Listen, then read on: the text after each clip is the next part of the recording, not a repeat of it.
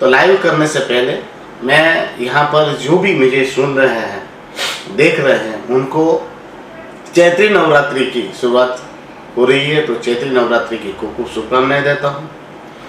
हमारे हिंदू नववर्ष विक्रम संवत नववर्ष की भी आपको बहुत बहुत शुभकामनाएं, और गुड़ी पाड़वा की भी आपको बहुत बहुत शुभकामनाएं। हमारे एक साथ इतने सारे पर्व एक साथ आए हैं, तो आप सभी को बहुत बहुत शुभकामनाएं। अब दमन दीव का इलेक्ट्रिक विभाग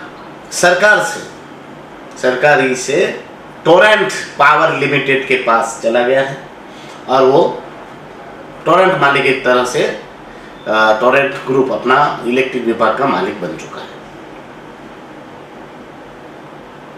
ये इलेक्ट्रिक विभाग को बचाया जा सकता था, मगर हमारे जनप्रतिनिधि जितने भी चुने हुए हैं या समाजों के प्रमुख हैं, आगेवान हैं, विविध संस्थानों के आगेवान हैं, उन्होंने सबने एक तरह से प्रशासक प्रफुल्ल पटेल के सामने सरेंडर कर दिया, नतमस्तक हो गए और उनकी गुलामी स्वीकार कर ली।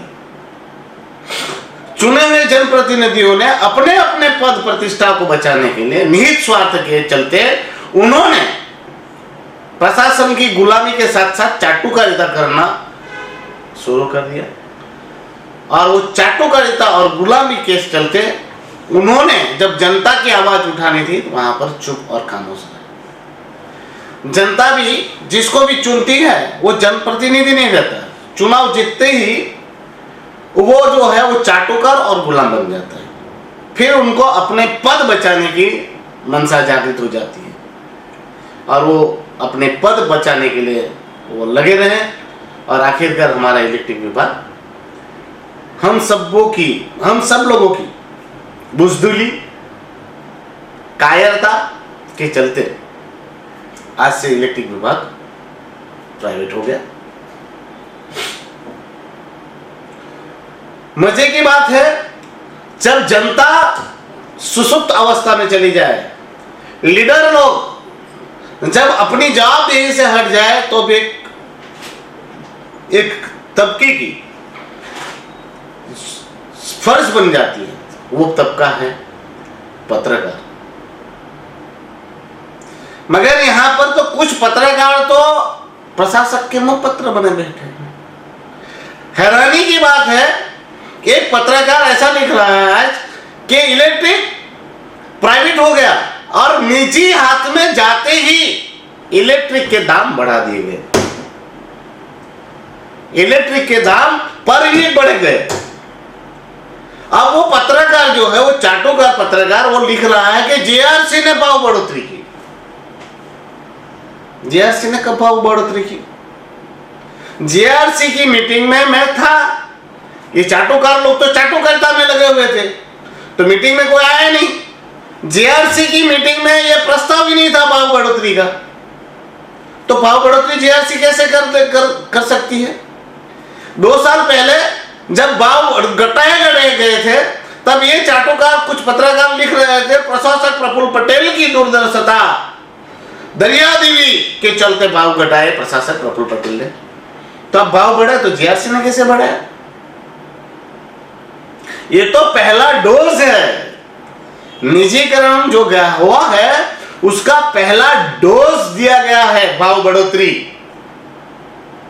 ये पहली डोज मिल गई है दमन दीव और दादरा नगर हवेली को, कि अब तैयार रहना कि एक एक सुई मारते मारते आपसे एक एक पैसा चूसा जाएगा इलेक्ट्रिक से। जो आप लोगों ने मस्ती कर ली वो कर ली। अब देखिएगा, करोड़ों का करोड़ों फायदा करने वाला डिपार्टमेंट होने के बावजूद भी लोगों से किस प्रकार से पैसे लूटे जाएंगे, और किसको चिंता है?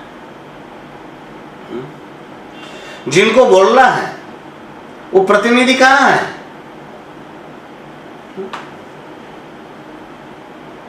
कहां है?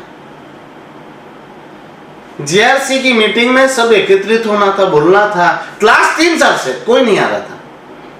भारतीय जनता पार्टी से तो कोई मतलब के सबने ऐसा ही कि प्रशासक प्रफुल्ल पटेल की यहां से दूरी संचार जो होगा उस प्रकार से ही चला जाएगा। इस बार तो आप सब में बोलते थे कि हमको जानकारी नहीं मिलती, तो इस बार तो मैंने जेआरसी मीटिंग का व्हाट्सएप किया, फेसबुक पे डाला, इंस्टाग्राम पे डाला, सबको समझाया कि ऑनलाइन कैसे करना है, ऑनलाइन की साइट दिखाई। अरे मैंने जिला पंचायत अध्यक्ष उस समय के विकास को फोन किया, मैंने नगर पालिका के प्रमुख सोनल बहन को फोन किया, मैंने सांसद जी को लेटर भेजा, मैंने भारतीय जनता पार्टी के अध्यक्ष से बात की, कांग्रेस के अध्यक्ष से बात की, जितने भी समाज के आगेवान उनसे ज्यादातर लोगों को मैंने रूबरू फोन करके बोला कि भाई इस प्रकार तुम लोग लिंक हो जाओ और जेआरसी में इसकी रजूआत करनी है। मगर जेआरसी की मीटिंग के दिन कोई नहीं, एक भी जनप्रतिनिधि नहीं। और सबसे मजे की बात, दमन के औद्योगिक इकाइयों के फैक्ट्री वाले जो है वो भी कोई नहीं। मैंने डीआईए के अध्यक्ष पवन अग्रवाल जी को फोन किया, मैंने बोला यार आप लोगों को जेआरसी की मीटिंग में नहीं आए, तो बोले क्या करें यार उमेश भाई, वो मन की बात प्रधानमंत्री जी का कार्यक्रम था, तो बोले हम लोगों ने डीआईए में कार्यक्रम रख लिया था ऑनलाइन, वो मोदी जी की मन की बात सुनना था, तो हम लोग इंडस्ट्रीज वाले जो है वो डीआईए के कार्यक्रम में थे, वो मन की बात सुन रहे थे, तो मन की बात ही सुननी है, काम की बात तो सुननी नहीं है लोगों को, काम की बात में तो काम में किसी को इंटरेस्ट है नहीं। ये जो पद मिलता है इंडस्ट्रियल प्रमुख हो या किसी समाज का आगेवान बनना है, वो तो प्रफुल्ल भाई की चाटुकारिता करने के लिए बनना है। उस फॉर्म का प्लेटफॉर्म का उपयोग हमें तो अपने निजी निहित स्वार्थ के लिए करना है। अब इंडस्ट्रीज को जो नुकसान होगा, इंडस्ट्रीजों को यहां से पलायन कर जाएगी, उससे उस इंसान को कोई लेना देना नहीं। अरे भाई इंडस्ट्रीज की इतनी बड़ी शाखाएं है, तुम्हारे पास इतने सारे पदाधिकारी थे, तो प्रफुल्ल भाई को बोल के सिर्फ 2 आदमी भी तो जेआरसी में आ सकते थे। सिलवासा वाला कैसे उन्होंने वहां पर क्या रजूआत, तो वो यहां पर दमन में नहीं, किसी ने नहीं किया। मन की बात सुनना है। अब लोग प्राइवेट होते ही ठोक दिया। ये जनप्रतिनिधि सरपंच, इनसे थोड़े दिन पहले पंचायत फंड तो 3-4 सालों से दे ही नहीं रहे, उसमें फंड नहीं दे रहे, और अभी तो उनसे लिखवाया गया कि हमारा जो फंड है वो सरेंडर करवा दिया गया सारे सरपंचों से। बोले सरपंच नहीं लिख के देते तो सेक्रेटरी तुम लोग लिख के दो, और पंचायत विकास का फंड वापस ले लिया गया। फिर भी ये चाटुकार लोग, ये सरपंच और ये हमारे जिला पंचायत वगैरह के मेंबर, वो पहुंच गए अपने बाप के साथ केवड़िया, सरदार वल्लभ भाई पटेल की प्रतिमा के वहां जो केवड़िया है, वहां 3-4 दिन का कार्यक्रम करने गए। यही सरपंचों से अभी लिखवा लिया गया, फंड ट्रांसफर करा दिए गए। दमनदीव के हित के लिए कुछ बोलना वहां नहीं होता है, मगर ऊपर से जो आदेश आता है तो उसके लिए नतमस्तक होकर दौड़ना है। बस वहां से हड्डियां ही वो वहां से डमरू बजाता है और यहाँ पर सब नाचने लगते हैं। जो अपना हक और अधिकार नहीं बचा सकते, ये पंचायत वाले, जिला पंचायत, सरपंच, वो हमारे लिए लड़ने वाले हैं। चिंता किसको है? हम 15 साल से लड़ रहे थे, घर घर कागज बांटे, पर्चे बांटे, लोगों को समझाया, समाज के आगेवानों को पत्र लिखे, सारे पत्र क्या नहीं किया होगा, बार बार विनती की, तो कुछ लोग मदद करने के बजाय क्या कहते हैं मालूम है, तो ऐसा ही, ये तो हर साल बोलता है प्राइवेट ऐसे ही थोड़ी हो जाएगा, इसको कमाना है, इसमें उसका फायदा होता है, वो सब सुनना पड़ता था। दीव तक गया, दीव के लोगों ने रैली निकाली 2-2 बार, मगर दमन में आत्मा जिंदा हो तो ना।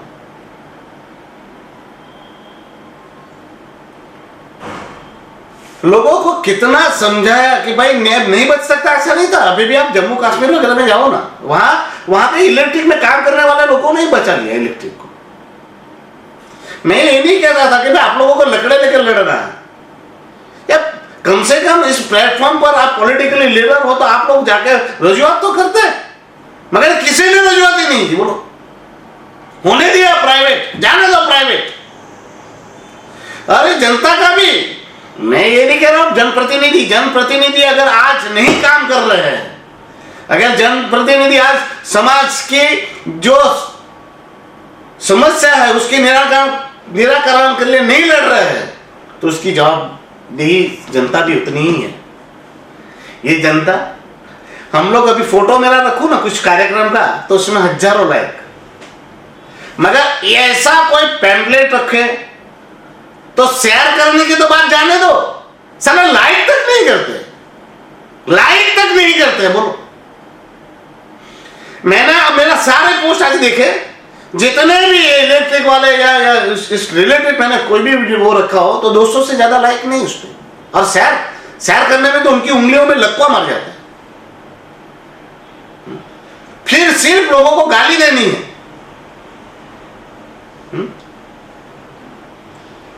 जनता भी उतनी ही जिम्मेवार है। आज सर्वनाश की तरफ हमारा प्रदेश, इतनी बुलेट ट्रेन तो नहीं है पर बुलेट ट्रेन की स्पीड से दौड़ रहा है।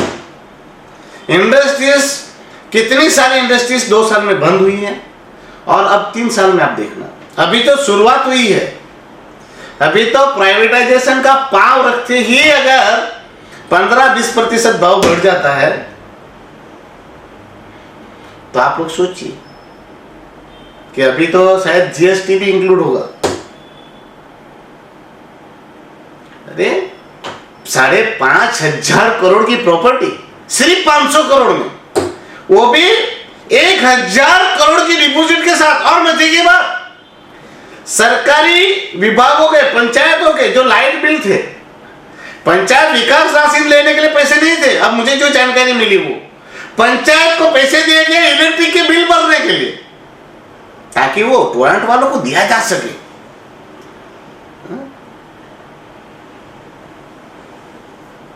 लाचार पब्लिक, बेबस लोग कभी कभी कभी कुछ प्रदेश का हित नहीं कर सकते। स्वार्थ, निहित स्वार्थ जब आ जाए सबको, ये जो तकलीफ और पीड़ा होगी ना वो बहुत ज्यादा होने वाली है प्रदेश में। आज हम देख रहे हैं विकास के नाम पर विनाश का जो सिलसिला जारी हुआ है, रोडों का काम हम सब कुछ देख चुके हैं। किसी की ताकत है, अभी होलसेल लाइसेंस वो वाइन शॉप वालों के वाईडीसी में ट्रांसफर किए जा रहे हैं, टीचरों को निकाल दिया गया, सरपंचों से फंड ट्रांसफर करवा दिए गए। इंडस्ट्रीज का हाल देखो, रोडों के हाल देखो, पर भूलना नहीं है। मैं आज लाइव इसलिए, मैंने तो सोच ही लिया है भाई कि किसके लिए लड़े, जिंदा लोगों के लिए लड़ा जा सकता है। इंसान सिर्फ सुबह उठे रात को सो जाए उसको जिंदा नहीं कहा जा सकता। सही है राय जी, किसी जनता ही जिम्मेवार है। आपकी बात से मैं 100% राय जी सहमत हूं। किसी को कुछ पड़ी नहीं है। सोशल मीडिया पे मात्र और केवल गपशप कर रही है। राष्ट्रवाद, भारत देश तो इन्होंने आजाद कराया था। ये हमारे सोशल मीडिया पे जो कीड़े बैठे हुए हैं ना, जिनमें घर में 500 रुपया वो घर में देते नहीं है। आज हमारी जो हालत है, किसी को कुछ पड़ी है, किसके लिए लड़ने की मुझे तो शर्मिंदगी होती है। मैं कहां पैदा हो गया, यहां कहां आ गया। इनके लिए जेल में जाओ, इनके लिए मार खाओ, और इनको कुछ पड़ी नहीं है। अभी बात करें इलेक्ट्रिक प्राइवेट हो गया, पर प्राइवेट होने से बचाने के लिए आप क्या किया? अरे मैंने एक कैंपेनिंग जब कर रहा था, मैंने पोस्ट लिखी कि भाई किसी को भी मेरे साथ आना हो या मुझे मदद करना है इलेक्ट्रिक विद्युत विभाग को बचाने के लिए। एक बंदा नहीं आया मेरी ऑफिस पे।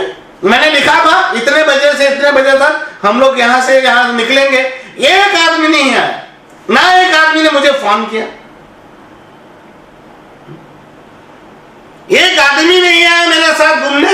और गांव में जाता था, साला एक आदमी मेरे साथ ऐसा हो कि चलो उमेश भाई तेरे, आप अकेले घूम रहे हो, चलो मैं आता हूं आपके साथ। हंसते हैं कागज देके जाए ना तो हंसते हैं।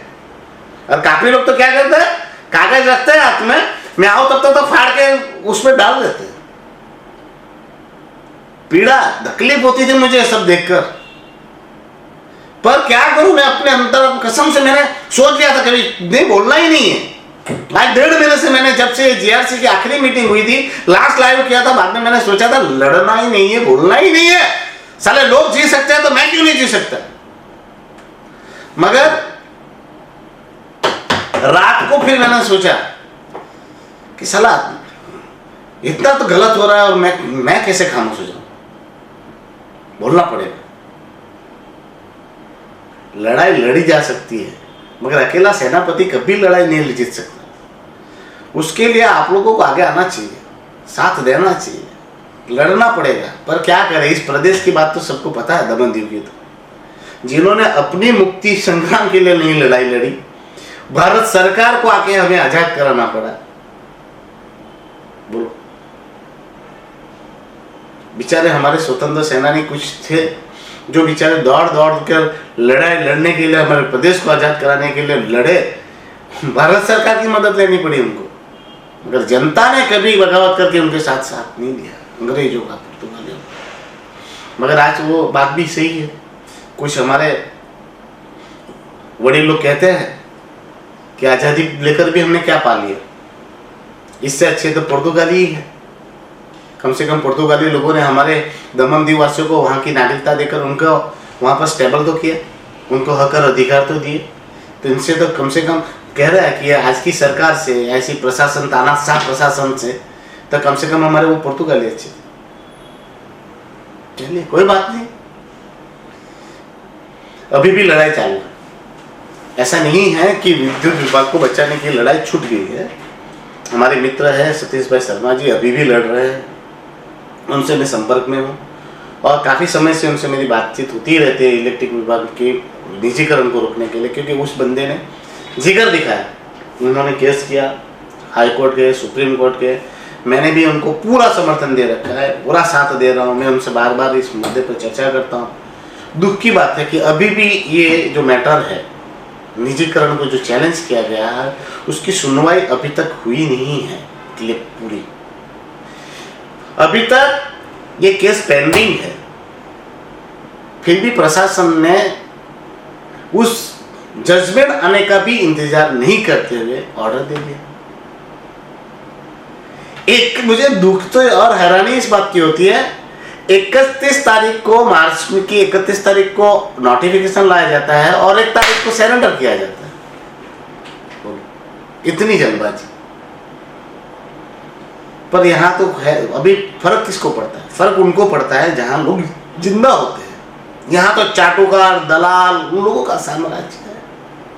जियो भाई, मुझे भी ऐसा कुछ नहीं है कि आप लोगों को ऐसी कड़वी बातें कहूँ, पर अफसोस और दुख है कि हमने भरपूर प्रयास किया मगर बचा नहीं पाया इस विभाग को, जिसका दुख और रंज मुझे पूरे जीवन भर रहेगा। जनप्रतिनिधि इतने, हमारे दमनदीव के जितने नालायक जनप्रतिनिधि हैं, उतने नालायक जनप्रतिनिधि कहीं भगवान किसी को ना दे। चलिए, फिर से आप सभी को चैत्री नवरात्रि, विक्रम संवत नव वर्ष की बहुत बहुत शुभकामनाएं। गुड़ी पड़वा की आपको सबको बहुत बहुत शुभकामनाएं। माता जी आप सबको सद्बुद्धि दे और आने वाले समय में हम सुधरे, नेक बने, एक बने और नेक बने, और हमारे प्रदेश को बचाए, हमारे भविष्य को बचाए, ऐसी मनोकामना।